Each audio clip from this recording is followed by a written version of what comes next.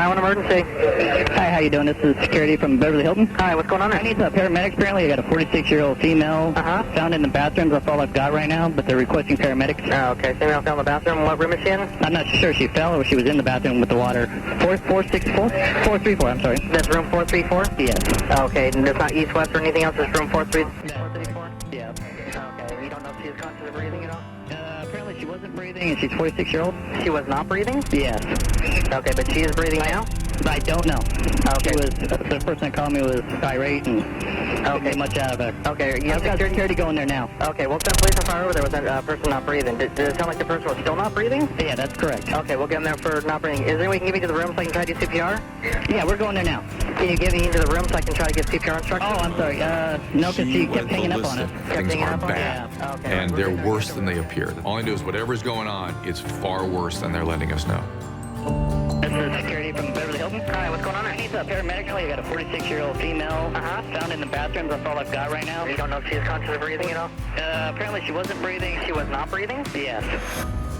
Paramedics arrived. There was a lot of panic. They administered CPR. They were unable to resuscitate her. She was gone. Every once in a while, you have to report something that you thought would be the worst thing that could happen, and it was going to happen, and now it has. Singer Whitney Houston, one of the greatest voices of our generation, Christina has gotten confirmation from a representative, has died. You got the feeling that her body simply gave out. And, you know, the real sadness is that she died alone, and she died in pain. Not physical, perhaps, but emotional, clearly. Circumstances were bizarre and confusing. We are now getting some of these new details about the final days and the death of pop superstar Whitney Houston. We don't know really for sure exactly what killed her. She was found face down in the bathtub. Face down, very strange. The singer was found face.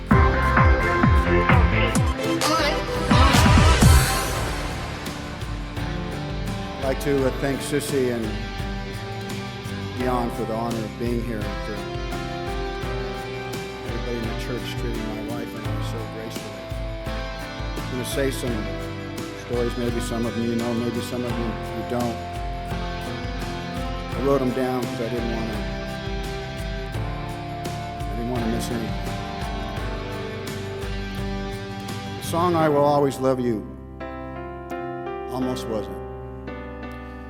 It wasn't supposed to be in the movie. The first choice was going to be "What Becomes of a Broken Heart." It had been out the year before in another movie, and we felt that it wouldn't have the impact, and so we couldn't use it. So what becomes of our broken hearts? Whitney returns home today to the place where it all began. And I urge us all, inside and outside, across the nation and around the world, to dry our tears, suspend our sorrow, and perhaps our anger, just long enough to remember the sweet miracle of Whitney. Never forgetting that Sissy and Bobby Christina sit among us. Your mother and I had a lot in common. I know many at this moment are thinking, really? She's a girl, you're a boy. You're white, she's black. We heard you like to sing, but our sister could really sing. So what am I talking about? Kevin Costner and Whitney Houston, they don't have anything in common at all. Well, you'd be wrong about that. We both grew up in the Baptist church.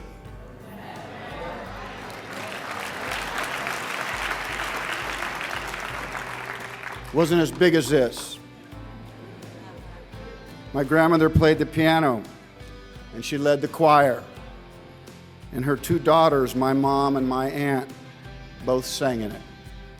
The rest of my family, uncles, aunts, and cousins sat every Sunday out front and watched. My earliest memories are tied to that old church in Paramount. I remember seeing a gold shovel go into the ground, people praying about it and thinking, wow, something big was going to go here. And I watched my father and the rest of the men build it from the ground up. I was probably 4 years old and seemed to be always in the way. I wanted to help. I wanted to be in on the action.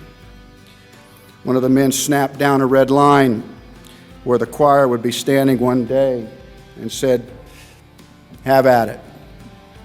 As many nails as you want, all on this line." I always took great comfort in watching my mom and aunt sing, knowing that they would never fall through that floor where I had worked.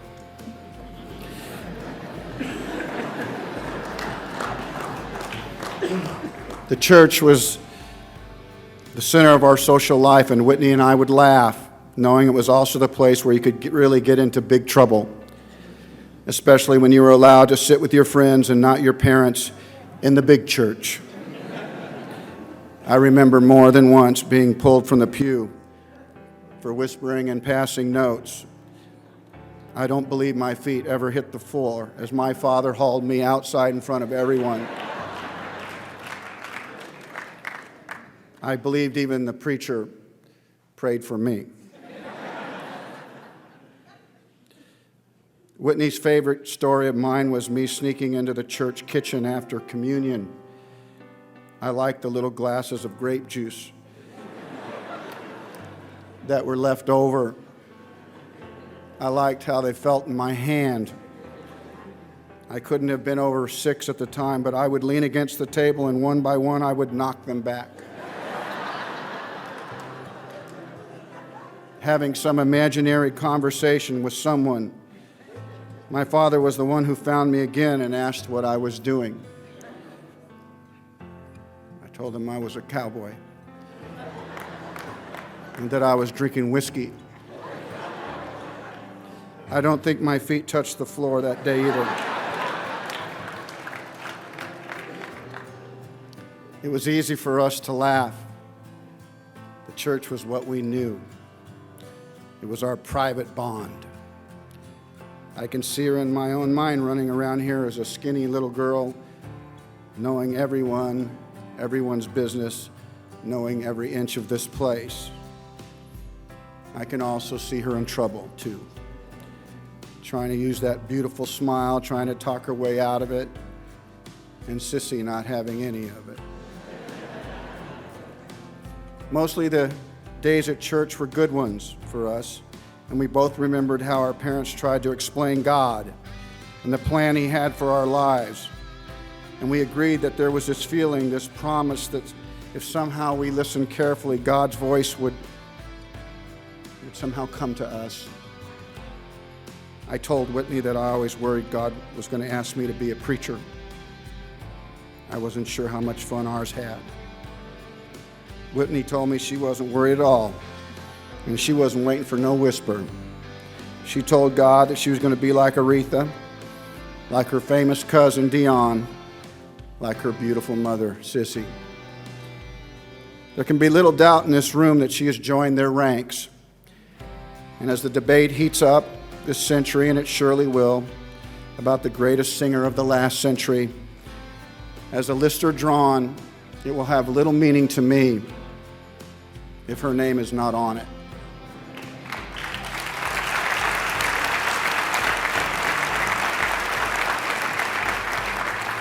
But as sure as I am about Whitney's place in musical history, I'm just as sure she came home from the first time she took center stage here as a teenager, flushed with the excitement of knowing that she'd exceeded everyone's expectations and awesome promise of what was to come, but still needing to hear from her mother about how she was received. Was she good enough? Could I have done better? Hello, everybody. This is a Fox News alert, and we have some breaking news right now. Bobby Christina Brown, the daughter of singing legend Whitney Houston, has been found unresponsive earlier today at her home in the Atlanta suburbs. Roswell police are saying that Brown's husband and a friend found her in a bathtub about 10:30 this morning and began CPR treatment. Officials are saying that police arrived and began those life-saving measures before rushing her to the hospital. Now, this incident comes almost 3 years after her mother's death. Whitney Houston died February 11th of 2012, and she was found dead in a bathtub in her hotel room right before a scheduled performance at the Grammys. We are closely following the story, and we will bring you any updates as they become available. I'm going to set the record straight, and I don't want to hear nobody no more. Media, this is to you too.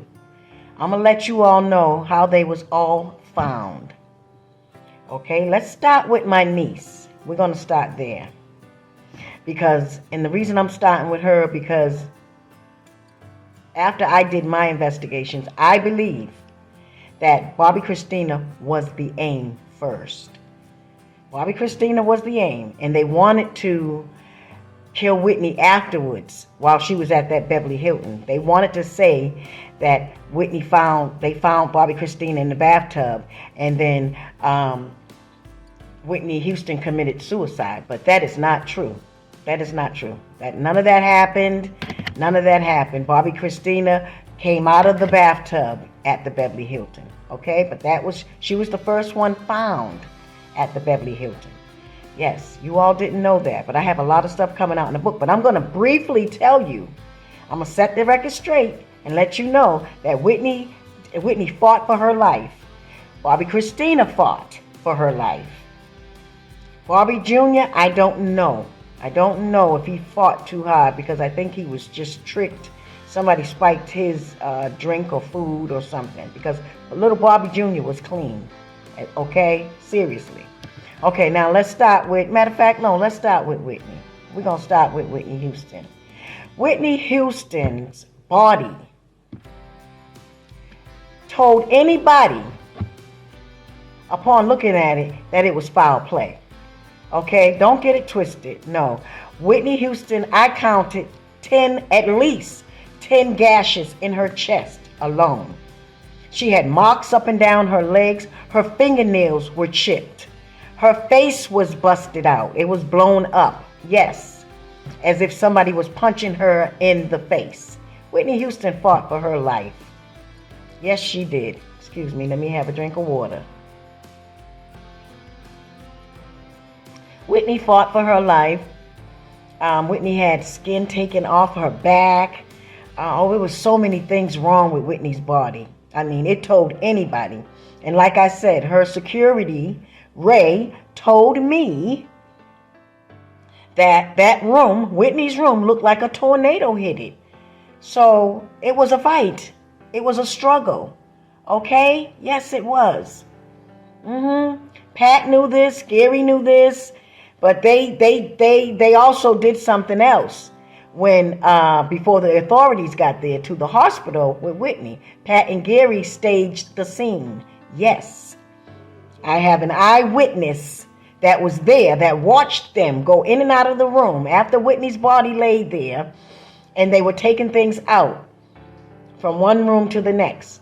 Pat and Gary did this. So Whitney's body definitely denoted that there was foul play. Okay? All of her bruises told us what happened in that room. Whitney fought for her life. There was no drugs in her system. The coroner report states that there was no drugs in Whitney Houston's system. Okay? So let's stop saying that she died of an overdose. I'm sick of seeing that in the media. That's not the case with Whitney. No, she didn't have any drugs in her system. Bobby Christina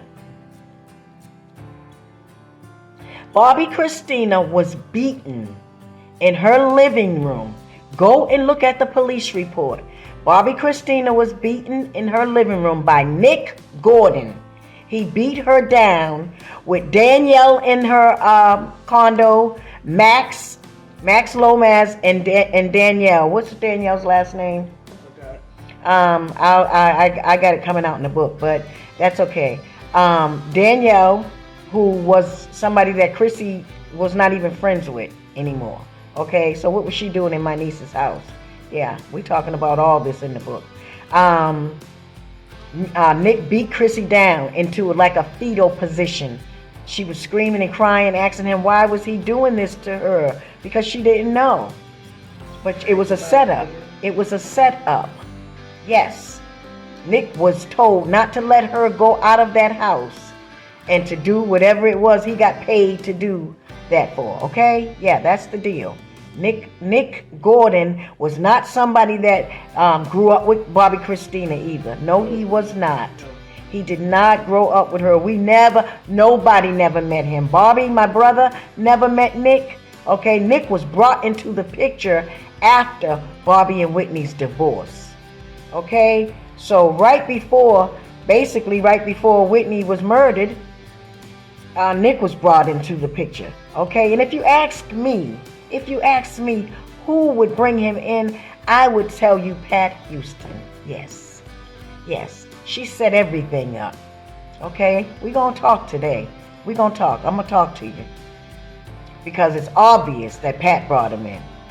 And when Nick did that to Bobby Christina and she was rushed to the hospital, because after he beat her and drug her up them steps, he shot her up with something and threw her in the bathtub. And knocked her teeth out of her mouth. Yes. My sister Tina's here with me right now. Every step. Reminding me of things. Okay? So, yes, Nick did all that. Also, I was getting ready to say something.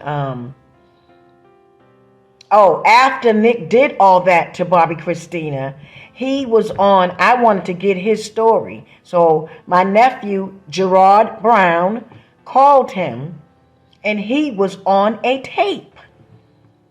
He said, when Gerard, and I had 10 people in my living room. Some of Whitney's family was there, and the Browns were there, and some of my friends. So there are plenty witnesses. They all heard Nick on the tape. Gerard is on the phone with him. And he asked, what happened? Tell me what happened. How did Chrissy end up in the bathtub? And he just went to talking all hysterical, and he was scared. He said, I'm not going down for this. I'm not going down for this. He said, I'm not going down for this one. He said, I saved Pat with Whitney. I'm not going down for Chrissy, because I already saved Pat with Whitney. So what did he save you for, Pat? How did he save you? How did he save you, huh? Is that why he's not living right now? I don't know. Talk to me. Because Nick is no longer here to tell the story. Okay? Told it wrong anyway. So we're going to keep this real. We're going to keep this real. All right? And I'm going to say this. I hope that you all don't think that I'm talking with anger right now. I'm just being passionate about this because I am so tired of seeing the media talk about Whitney Houston. They're writing up things. They keep saying that she was murdered. She murdered, death by overdose. No, Whitney Houston didn't have any drugs in her system. Okay, so and neither did Bobby. Bobby Christina was beaten into that bathtub, and then when she entered the hospital, she snapped out of the coma quickly. She was not in a coma for a long time. No, Bobby Christina, every single time I walked in her room, me and my sister Tina together, Bobby Christina was up. Her eyes were wide open.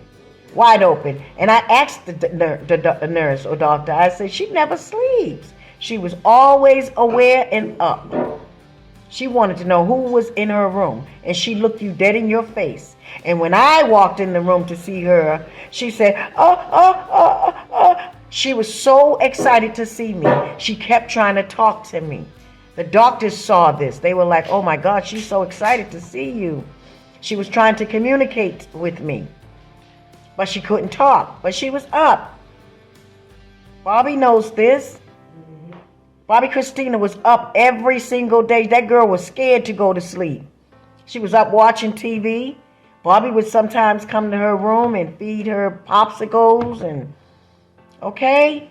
So let's get out of that. Y'all, you got that idea in your head that my niece was in a coma and she was not aware and she was unresponsive. And yes, she was like that, of course, in the beginning. But she came out of that. Bobby Christina was strong. And Dr. Jolly showed them where he could bring her brain back 100%. The doctors had even told us she would be fine after about 6 months. They said it will be a little slow process, but she's doing wonderful. It wasn't until the Houstons came into that hospital after Bobby Christina communicated to her father that she did not want none of them near her bed. But they came in there and they did something to my niece. There's no way I'm going to let somebody tell me that they didn't. They did. Because then there pops up an impersonating nurse.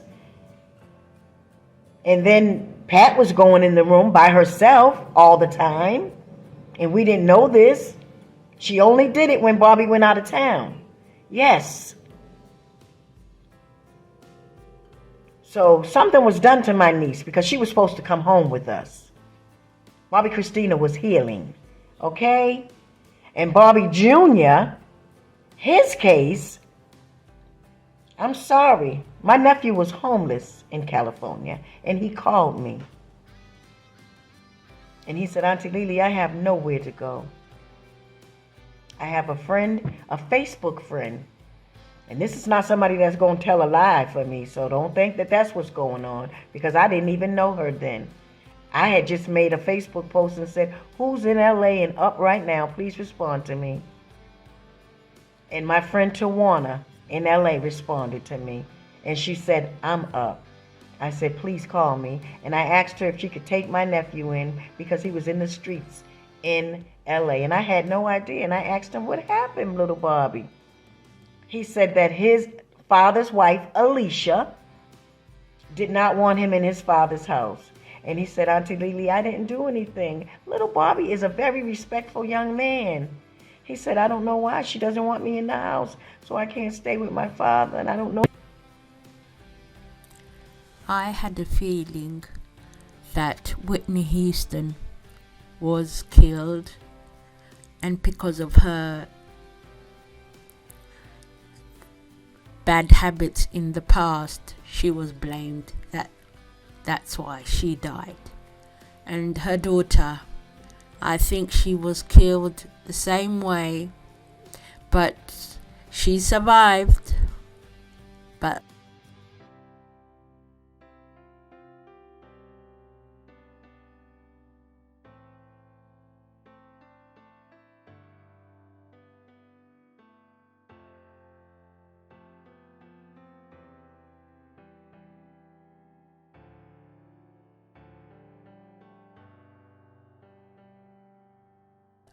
unfortunately, when nobody was there, somebody ended her sweet life as well.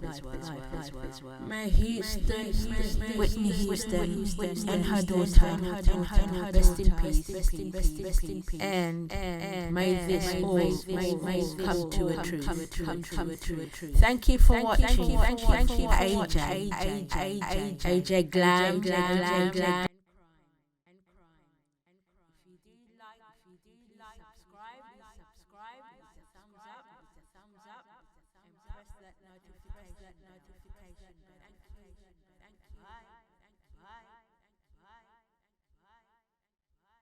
On earth can